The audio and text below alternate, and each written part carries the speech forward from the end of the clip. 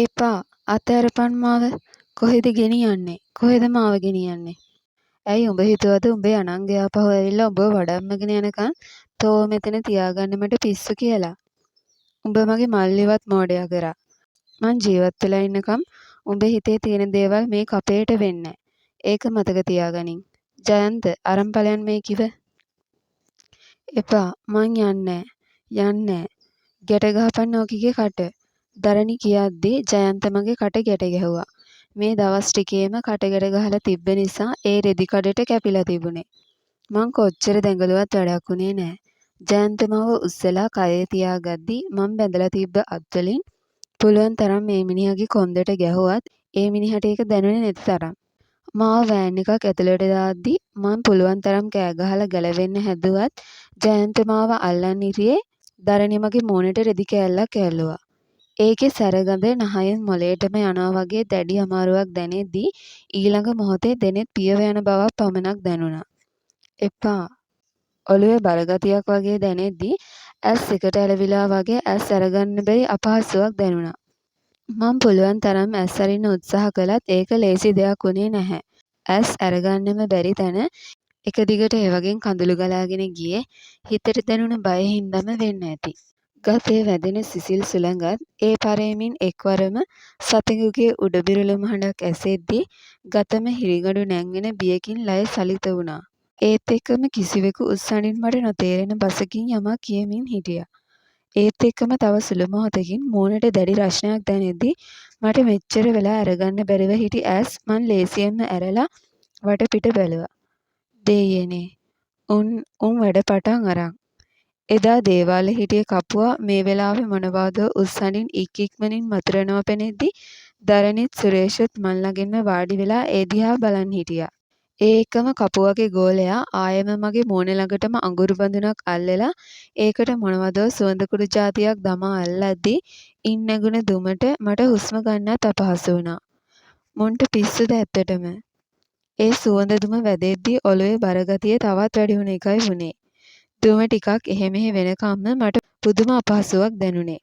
එතකොටයි මං දැක්කේ මං වටේට සුදු පැහැයෙන් රවුමක් ඇඳලා කියලා. මට දැනුනේ අසීමිත බයක්.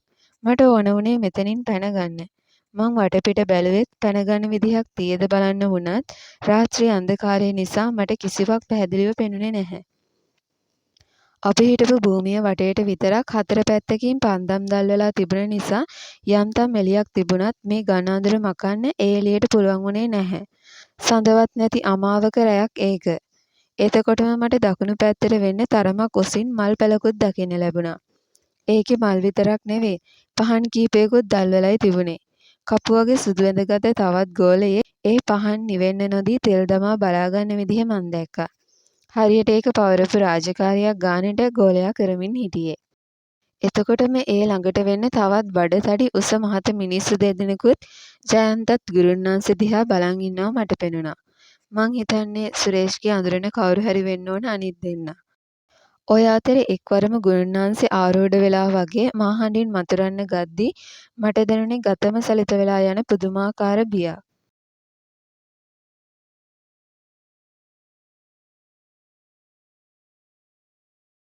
මට ඒ කිසි දෙයක් නොතේරුණ හින්දම මම බයෙන් බලා ඉද්දි ගුරුන්නාන්සේ අසල පොඩි මේසයක් මත එක එක දේවල් තියලා තියෙනවා දැක්කා. හරියට එදා දේවාලෙට ගෙනියපු දේවල් වගේ. උස් මන්ත්‍ර කියන හඬ රැවුදෙමින් ඇසෙද්දි මට දැන් මෙතන ඉන්න දැඩි අනාරක්ෂිත බවක් දැනුන නිසාම මං අඳුරේ වුණත් පැන ගන්න තැනක් තියේදෝ කියලා අවට බැලුවා. ඒත් මං මේ කොහෙද ඉන්නේ? එතකොටයි මං දැක්කේ ඉස්සරහින් තියෙන විශාල පර්වතය. ඒක හරියට බිත්තියක් වගේ පැහැදිලිවම පෙනුණා. පර්වතය මත වැවිලා තිබුණ වල් පැලෑටි පස් විශාල වැල් පාදලා තිබුණ නිසා පන්දම් එළියෙන් වුණත් පැහැදිලිවම පෙනුණා. ඒත් මං පුදුම වුණේ ඒකට නෙවෙයි. ඒ පර්වතය මැද කොටලා තිබුණ සලකුණක් දකිද්දි. කුරුල්ලෙක් පියාඹන රූපයකුයි ඒ මත කොටලා තිබුණේ. මට පුදුම හිතුණා. මේක එහෙනම් හරි. ඒක තමයි කුරුල්ලා කෙටු ගල කුරුල්ලාගල කියලා ඒ ක්ෂණයකින් මට සිහියට ආවා. මේ වලව්වටම අයිති විශාල වත්තක් මේක. ඒක හැඳින්වුනේත් කුරුල්ලාගල වත්ත කියලා. කොච්චර ඔය නම කියලා තිබුණත් ඒ ජනප්‍රවාදේ අහලා තිබුණත් ඇත්තටම කුරුල්ලෙක් කොටපු ගලක් ඇති කියලා මං නම් හීනකින්වත් හිතුවේ නෑ.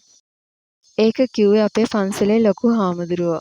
නිදන් වදුල කියලා පන්සලේ තිබ්බ පොතක් අහම්බෙන් ළමයෙක්ට හම්බ වෙලා අපි ඒ ගැන හාමුදුරුවන්ගෙන් අහද්දි තමයි ඕක හාමුදුරුවෝ කිව්වේ. ඒත් හාමුදුරුවෝ කිව්වේ ඒ පොත බොහොම භයානක එකක් කියලා. වැරදි කෙනෙක් අතට ගියොත් ලොකු විනාශයක් වෙන්න පුළුවන් කියලා. හාමුදුරුවෝ කිව්ව කතාව ඇත්ත. මට පේන විදිහට කොහොම හරි ඒ පොත දරනිල අතට ලැබිලා තියෙනවා. ඒක තමයි මෙච්චර විනාශයක් වුනේ. අතීතයේ මේ වලව්වේ ජීවත් වුණ නිලමේ කෙනෙක්ට කිසියම් උවදුරක් නිසා තමන්ගේ වස්තුව හැර යන්න සිදු වුණාලු.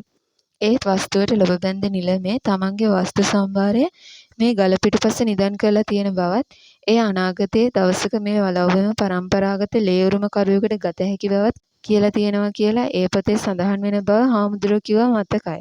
එහෙනම් මේකයි දරණිමැණික එහෙම හාමු මහත්තයාගේ අරන් තියෙන්නේ. දෙයියනේ මටයි මේක කලින් මතක් වුණේ නැත්තේ. ඒත් මතක් වුණත් මම මොනවා කරන්නද? ඒත් ලොකු හාමුදුරුවෝ රැක්ක ඒ රහස දරණියෙම කොහොමද දැනගෙන තියෙන්නේ? ඒත් දැන් ඒ කිසි දෙයකින් වැඩක් නෑ.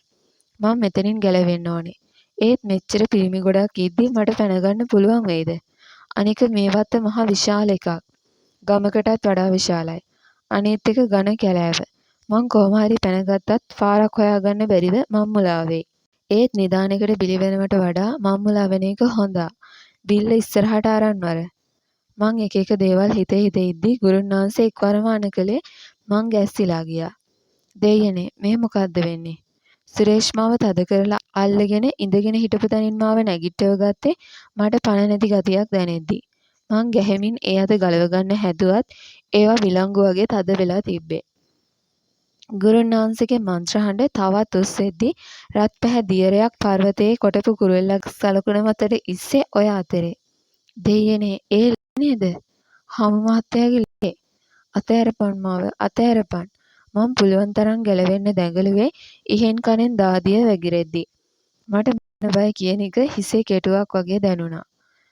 ඒ එක්කම ගත සලිත කරවන හඬින් අර උඩු බිරුළම ළඟින්ම ඇසෙද්දි මට සිහි විසඤ්ඤ ගතියක් දැනුණා. ගුරුන් වහන්සේ ඇරෙන්න අනෙක් හැමෝම ඊට බය වුණා කියලා හැසිරීමෙන් පෙනුණා. බිල්ල අතෑරපන්. ගුරුන් වහන්සේ අණ කරද්දී සුරේෂ්ගේ වෙවුලනාත් මගෙන් නිදහස් වුණා. ඊළඟ මොහොතේ මට මොනවා වුණාද දන්නේ මං කැලේ බිඳගෙන දුවන්න ගත්තේ අර උඩ බිරුළුම දෙතුන් වරක්ම මගේ පස්සෙන් ඇහෙද්දී. මට දුවාගන්න පණක් තිබුණේ නෑ. බියටම දෙපා ගල් වෙලා වගේ තිබුණේ. නමුත් මම දිව්වා. දැවැන්ත සතෙක් වගේ දෙයක් වේගයෙන් මා පස්සෙන් ලුහුබදිනවා මට හොඳටම දැනුණා. මං කකුල පැටලිලා බිම වැටෙද්දී අන්ධකාරය පමණමයි තිබුණේ. මං පඳුරු අතරේ එහෙමම පස්සට ඇදුනේ වටපිට බලමින්. දැන් ඌ මගේ ඇඟට පනී කියලා දැඩි බියක් මාව මැඩගත්තා. අනේ අම්මා. මං බයෙන් ගැහෙමින් කෑ ගැහුවා. ආයෙමත් කන් බිහිරි කරවන තියුණු උඩු බිරුළුම ළඟින්ම ඇසෙද්දි මං දෙපයට පණ අරන් හඬමින් දිව්වා. පසුපස බල බල දිව්වා. අමන්දි හාමු මහත්තයා. දෙයියනේ මේක ආශ්චර්යයක්ද? හාමු මහත්තයා මාව පසුපසින් බදාගද්දි එකපාරට මේ හාමු මහත්තයාද කියලාවත් අඳුනගන්න සිහියක් නැතුව මං දුවමින් හිටියේ. ඒත් එයාව අඳුරගත්ත මුල් තප්පරේම මං එයාට වැරෙන් තුරුල් වුණේ ලෝකේ ආරක්ෂිතම පලිහ මට ලැබුණා වගේ. අමන්දි are you okay? අනේ වචනයක් කතා කරගන්න උනේ නෑ. ඒ කළුගුලිය මං ඉස්සරහින් හිටගෙන හිටපු හාමු මහත්තයාගේ ඇඟට පනිද්දි අපි දෙන්නම දෙපැත්තට විසි වුණා. අනේ හාමු මහත්තයා අනේ. ඒ කළුගුලිය එක්ක හාමු මහත්තයා පොරබදනවා පේද්දි මගේ ඇස් නිලංකාර වුණා. ඒ සතෙක්ද වෙන මොකෙක්ද කියලා මට හිතා ගන්න බෑ. මං හිටියේ බයට වචනයක් කතා කරගන්න බැරුව දෙනෙත් ඉස්සරහා පෙනෙන දැවැන්ත සටනට ඇස් යමාගෙන. ඉහෙන් කනෙන් දාදිය වගුරගෙන හිටි මට හාමු මහත්තයාගේ ගෙලට උඩින් කන හරියේ ලේ පදාසයක් ගලා යන විදිහ පෙනුණා. ඒත් මං බිම වැටිලා හිටියේ ඇඟම පණි නැතිව තියෙද්දි. ඒ කළුගුලිය සෑහෙන ශක්තිමත් කියලා මට බැලූ බැල්මට පෙනුණා. තව ටිකකින් ඒ ගුලිය හාමු මහත්තයාව කීතු කරලා දායිදෝ කියලා දැඩි බියක් දැනෙද්දි මට ඇහුනේ අවටින් වෙඩි හඬවල් කීපයක්. ඒ එක්කම අපි වෙතට තියුණු ආලෝක ධාරවල් එල්ල වෙද්දි ඒ කළුගුලිය හාමු මහත්තයාව අතෑරලා කැලේ බිඳගෙන යන්න ගියා. ආයෙමත් ඒ සලිත කරවන උඩු බිරුළුම අපිට ටිකක් දුරින් ඇහෙද්දි මං බැලුවේ හාමු මහත්තයා දිහා. එයා නිසොල්මලෙන් වැටිලා ඉන්නවා පෙනෙද්දි මට දැනුනේ කලන්ත ගතියක්. ආෂි අමන්දි ඈතින් බානුක මහත්තයාගේ කටහඬ ඇහෙද්දී මගේ ඇස් පියවෙන බවක් දැනුණා. අමන්දි තව වතුර ටිකක් ඉහපන්. මූණට වතුර බින්දු වැටෙනවා දැනෙද්දී සීතලක් එක්ක මං ඇස් ඇරියේ හදවත වේගයෙන් ගැහෙද්දී. මං ළඟ බිමින් ඇන තියාගෙන හිටියේ බානුක මහත්තයා. බානුක මහත්තයා කෝ හාමු මහත්තයා එයා අර සතා. අමන්දි රිලැක්ස් කිසි දේකට බය වෙන්න එපා. දැන් සේරම හරි. ඔයාලා දෙන්නම සේෆ්. ඕකේ? ආෂිගේ හපා කාපු තුවාල වගයක් තියෙනවා. ඒ ඔක්කොටමත් අපි බෙහෙත් දාලා බැන්ඩේජ් කරලා තියෙන්නේ. දැන් කිසිම ප්‍රශ්නයක් නෑ. බානුක මහත්තයා මගේ දෙවුරෙන් අල්ලගෙන කියද්දි මට දැනුනේ පුදුම තරම් සැනසීමක්. ඒත් අපි තාමත් හිටියේ අර වත්තෙමයි. ඝන අඳුරේ අර සතා ආයෙමත් ඒදෝ කියලා බයක් දැනෙද්දි මං බානුක මහත්තයාගේ අතක් අල්ලගත්තා. අනේ මාව හාමු මහත්තයා ළඟට ගෙනියන්න. මගේ හඬට තාමත් බිය මුසු වෙලා. ඒත් බානුක මහත්තයා මගේ ඉල්ලීම ඉටු කරලා මාව හාමු මහත්තයා ළඟට ගෙන ගියේ ප්‍රශ්නයක් නොනගාම.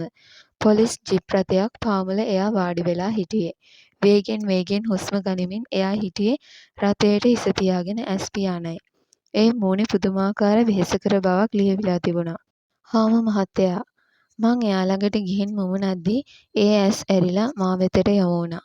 එයාගේ මූණේ ඉස්සරම වගේ අර ලස්සන කඩවසම් හිනාව ඇඳුනේ එතකොටයි. මට දැනුනේ කියාගන්න බැරි දුකක්. අනේ හාමු මහත්තයා. මං අඬාගෙනම එයාට තුරුල්ලෙද්දී එයාගේ දෑතත් මං වටා ගියා. බානුක මහත්තයා අපි දෙන්නට ඉඩ දීලා පොලිසිය මහත්තුරු හිටපු පැත්තට යද්දී මං හාමු මහත්තයාගේ ගැහෙන පපුවට හිස තියාගෙන හඬා වැටුණා. අර කළුගුලිය එක කිසි බයක් නැතුව සටන් කළ හැටි මතක් වෙද්දී තාමත් ඇඟ හිරිගඩු නැංගෙනවා. එච්චර දෙයක් එයා කළේ මං වෙනුවෙන්. දැන් ඔක්කොම හරි බබෝ අපිට කරදර කරන්න කවුරුත් නෑ. එයා හෙමින් මුමුණනවා ඇහුණා. අනේ මට බයයි. බය වෙන්න එපා. මං ඉන්නකම් ඔයාට කිසි දෙයක් වෙන්න මං ඉඩ තියන්නේ නෑ. අනේ ඒත් මගේ අම්මා මල්ලි එයාලා මාව දාලා ගියා. මගේ පැටව දෙන්න කොහෙද දන්නේ නෑ. සංසු කොහෙද දන්නේ නෑ. අමන්දි හාමු මහත්තයා දුකෙන් මට කතා කරනවා ඇහෙද්දී මෙච්චර දවසක් හිර කරගෙන හිටපු දුක වේදනාව කඳුළු වෙලා ඒ පපුවට ගලා ගියා. එයා ඊට ඉඩ දීලා මගේ හිස පිළිබැද්දේ මට හඬන්න ඉඩ දීලා. උඹ දන්නේ නෑ මල්ලි මේ දරණි කියන්නේ කවුද කියලා. මං උඹ සහෝදරයා කියලාත් අමතක කරනවා. උඹට හොඳින් ඉන්න ඉඩ දෙන්නේ නෑ මම. දරණි යකින්නක් වගේ කෑ ගහද්දී මං හාමු මහත්තයාගේ බාහුව තවත් තදින් තද කරගත්තා. ඒත් එයා කිසිම බයක් නැතුව දරණි දිහා බලා හිටියේ. උඹ කොහොමත් මගේ අක්කා නෙවෙයි. ඒ සහෝදරකම් උඹමයි නැති කරගත්තේ. එයා මූණන හැටි මට ඇහුණා. දරණි, සුරේෂ්, ජයන්ත අනික් මිනිස්සු දෙන්නා දැනගත්ත විදිහට OIC සමරදිවාකරයි ඒ මිනිහගේ ගෝලයෙකුයි. ගුරුන්නාන්සේ ගෝලයෝ ඔක්කොම පොලිස් අත්අඩංගුවට ලක් වුණේ නිදානේ ඇහැටවත් නොදැකම.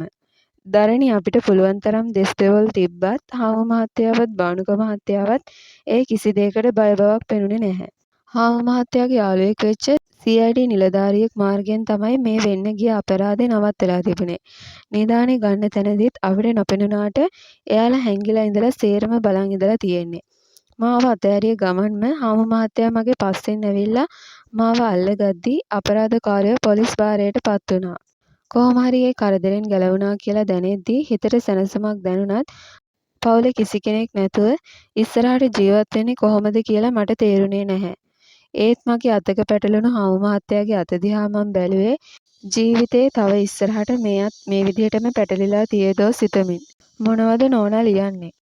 උරහිසට දැනුණ මුදු සිපුමත් එක්ක දෙනෙත් පිය වෙද්දී මගේ මූණේ ඇඳුනේ ලස්සන හිනාවක්. අමන්දිගේ කතාව. මං නිමි කියන තැනින් තිතක් තියලා කිව්වා. අමන්දිගේ? එයා ඇස් සීන් කරගෙන මං ඉස්සරහින් වාඩි වෙද්දී මං හිස වනමින් ඔව් කිව්වා. ඕ ඒ කියන්නේ ඒ කතාවේ ආශිංෂණ කියලා හැන්සම් ඉන්ටෙලිජන්ට් කූල් බොයි කෙනෙකුත් ඉන්නව නේද? අපෝ නෑ. ඒකේ ඉන්නේ කැතම කැත රාක්ෂයෙක් වගේ අංකල් කෙනෙක්. මොකක්ද අංකල්? ඉන්නවක මේ අංකල් කවුද කියලා පෙන්නන්න. ආෂි එපා අතාරින්නකෝ. ඔන්න ඉතින් දැන් ගැලවුමක් නෑ.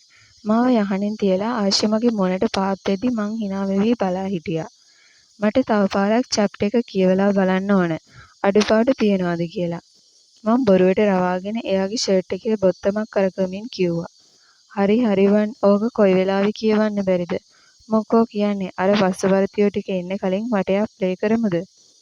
ආෂි මට ඇහැක් ගහලා මනමාලකමට කියද්දී මං අත්මිටි කරලා එයාගේ පපුවට ගැහුවා. යක්ෂණී. පටන් ගන්නකම් විතරයි යක්ෂ ගති. ඊට පස්සේ මීක් නෑ හාවා වගේ. අනේ ආෂි මේ බොරු කියන්න එපා. මං එහෙම නෑ. නෑ? ඒත් එක්කම මගේ සද්දෙන් පැතිරෙන හිනා හඬ කාමරය පුරා රැවුදුනේ ආෂි මට කිති කවද්දි. හිනාව කොයිතරම්ද කියනවනම් මට ඇඬෙනවා. අනේ එපා නවත්තන්නකෝ. මං අපහසෙන් ආෂිගෙන් ඈත් වෙලා යහනෙන් බහින්න හදද්දි එයා ආයෙමත් මාව අල්ලගත්තා. අමන්දි ඔහොම ඉන්නවකෝ. අම්මී. අපෝ ඉවරයි. මේ කොල්ලා මට මගේ කෑල්ල එක්ක එක විනාඩියක් ඉන්න දෙන්නේ නෑනේ. ඔව් ඉතින් තාත්තා වගේම නැතයි පුතාත්. ආෂි මාව අතාරිද්දි එයා බොරුවට මූණ ඇඹුල් කරගත්තා. මං යහනෙන් බහැලා දුවගෙන ආපු පොඩ්ඩව උස්සලා වඩා ගනිද්දි පොඩ්ඩගේ හිනාවෙන් එකයි. අම්මී. එයා හරි හදිස්සියෙන් මොනවා හරි කියන්න. මං ආෂි දිහා බලද්දි ආෂිත් කුතුහලෙන් පොඩ්ඩ දිහා බලලා මට ඉඟි කරා. අම්මී ආච්චි අම්මා ඇවිත්. ඔන්න හති හලලා කිව්වා. අම්මා ඇවිත්ද? මමයි ආෂි දෙන්නම පුදුම වුණේ පොඩ්ඩගේ කතාවට. අම්මට කොච්චර කිව්වත් අහන්නේ නෑනේ එන්න කලින් කියන්න කියලා. මුළු දුරම තනියම එනවා. බස්වල. පොඩ්ඩක් කිව්වනම් මගට එනවනේ අපි. වලව්වට කාර් එකක් තිබ්බත් එයාගේ එකේ ගමනක් නෑනේ. අම්මේ කොච්චර කිව්වත් අහන්නේ නෑනේ. කිව්වනම් මගට එනවනේ අපි. අද දෙන්නම ගෙදර හිටපු එකේ. ආෂි සාලේ සෝෆාවේ ඉඳගෙන හිටපු ලොකු මැණිකට එහෙම නැත්නම් දැන් මගේ නැන්දම්මට කිව්වා. ඒත් මේ නැන්දම්ම නෙවෙයි මට මගේ අම්මා වගේ. මං hina වෙලා පොඩ්ඩව වඩාගෙන අම්මා ළඟට ගියා. ආෂි අම්මට පොඩ්ඩක් හුස්ම ගන්න දෙන්නකෝ. අම්මගේ උකුලේ හිස තියාගත්ත ආෂිට මං කිව්වේ අම්මා සාරිපටෙන් පවන් සලමින් හිටිය නිසා. මූණත් එක්ක වෙහෙස පාටයි. අම්මා ඔවේ කොහොම ආවද? මං කිව්වේ හැබෑම දුකෙන්. ඕක මොකක්ද දුව මේ මට නොහොරු ගමනක්ද? ඒක නෙවෙයි කෝ චූටියා පේන්නේ නැත්තේ? අද ඇති කියලාමයි ඔය ආවේ. අම්මා ආෂිගේ හිසත් අතගාමින් කිව්වා. ඕන්න අද ක්‍රිකට් ප්‍රැක්ටිස් තියෙනවා කියලා ගියා. දැන් එනවත් ඇති. අම්මට රස්නෙත් එක්ක හින්දා මං ජූස් එකක් හදන් එන්නම්. ඉක්මනටම. පොඩ්ඩ අම්මගේ අතට පැන්න හින්දාම ආයෙ ගැලවිල්ලක් නැති වෙයි. එයාට ආච්චි අම්මා කිව්වොත් ආයෙ දෙයක් නෑනේ. කෝ බලන්න චන්ඩියා මේ මොකද්ද? මේ බ්‍රූම් පොඩ්ඩක් සෙල්ලම් බඩුවක් පෙන්නමින් කියද්දී ආෂිත් hina වෙනවා මම බලාන. මාත් hina වෙමින් ගියේ කිචන් එකට. මට මතක් වුණේ ඒ අතීතේ දවසක වෙච්ච දේවල්. චූටියා එදා ගින්නට දැවුණා කියලා හිතුවට ඇත්තටම එහෙම වෙලා නෑ. අර ජයන්ත කියන මිනිහා චූටියාව කුස්සිය පැත්තෙන් එළියට ගෙනihin තමයි පැලට ගිනි තියලා තියෙන්නේ. මට අදටත් තේරෙන්නේ නෑ ඒ මනුස්සයා එහෙම කළේ කියලා. ඒත් ඒ කරපු දෙයට පින් දීලත් මදි මට නම්. එදා ඒ සිද්ධියෙන් පස්සේ පොලිසිය ජයන්තගෙන් ගත්ත කට උත්තරයට අනුව සංසුයි මගේ පොඩි උන් දෙන්නමයි ගිහින් දාපු තැන් හොයාගන්න ලැබිලා තිබුණා. එදා සංසු එක්ක චූටියත් ඉද්දි මට කියාගන්න බැරි සතුටක් දැනුනේ. උඹට පින් ජයන්ත. අදටත් මට ඒක අමතක කරන්න බෑ. ජයන්ත මේ වෙද්දි නිදහස් වෙලා හිටියත් දරණිත් සුරේෂත් තමන් කළ අපරාධවලට හිරබත් කනවා. ඒත් ඒ ගැන මට නම් අමුතු සතුටක්වත් දුකක්වත් නෑ. ඉතින් මේ සේරටම පස්සේ අපි කොළඹ ආවා. චූටියා මද්දු සුදු අපි ඔක්කොම දැන් ජීවත් වෙන්නේ එකට. ආෂි එයාලට සහෝදරයෙක් වගේ. මටත් වැඩිය ආදරේ ආෂිට තමා ඔක්කොම. ගැන්සිය සෙට් වුණාම මම පැත්තක. ඒත් පොඩ්ඩක්වත් තරහක් දුකක් නෑ. මේ හැමෝගෙම සතුටයි සැනසීමයි විතරයි මට ඕනේ. ඉතින් මගකින් නවත්තපු සරසවි ගමනත් ආයෙම පටන් ගත්තේ ආෂිගේ බලකිරිල්ලටමයි. නෙක්ස්ට් වීක් මගේ ග්‍රැජුවේෂන් එක. ඒ අතරේ මම පොත් ලියනවා. ඔව් මං දැන් ලේඛිකාවක්. දැන් ලියමින් තිබෙනේ මගේ කතාව. ඒ කතාවට සතුටුදායක අවසානයක් ලැබුණට මට සතුටුයි. ඒ සතුට ඇත්තටම අමන්දි වෙච්ච මට ඉදිරියටත් තියේවි කියලා මං හිතනවා. ඉතින් ඒ සතුට වැඩි කරන්න අපේ ලෝකෙට ආව ආෂිගේ මගේ පුතා වින්ෂන්ට දැන් අවුරුදු 2කමාරක්.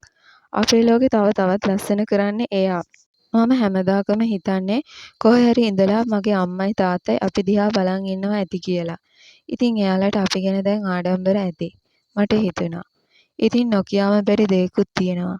ඒ සංසුත් දැන් අම්මා කෙනෙක් වෙන්න යන බව.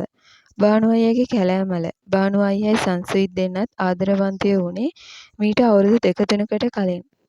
ඒ කැදැල්ලත් සම්පූර්ණයි දැන්. ඉතින් මේ කැදැල්ලත් හැමෝගෙම හිනාවල් වලින් පිරීලා. ඒ හැමෝටම හිනාව දුන්න මගේ හාමු මහත්තයා ආශිංචනට මං පණ වගේ ආදරෙයි. එයා කියන්නේ හැමදාමත් මං එයාගේ හිමිකාරිය බව.